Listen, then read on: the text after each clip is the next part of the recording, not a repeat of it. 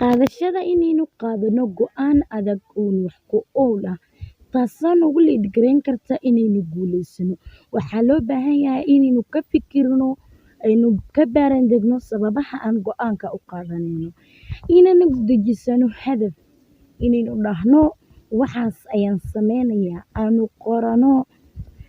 Ogow dadka guulaysta waa kuwa leh go'aan adag, hadafsan, waana kuwa dulqaad badan. Waa kuwa iska beddelay shalay meeshii ay taagnaayeen kadib markay qaateen go'aan ku filan ka kaafinaya shalay wixii xunaa ay ku jireen. Aamin nafsadaada, aamin inaad samayn karto wax kasta.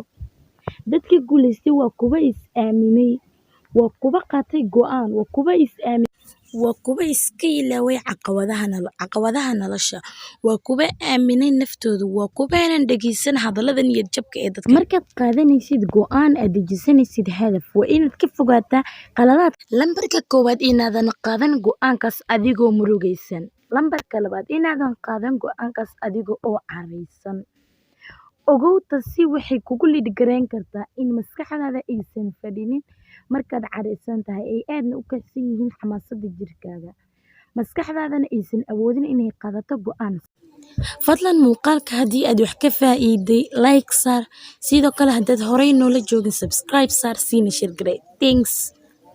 Sidoo kale wixii su'aal aad qabtaan commentiga hoose iigu soo reeba. Mahadsanidin.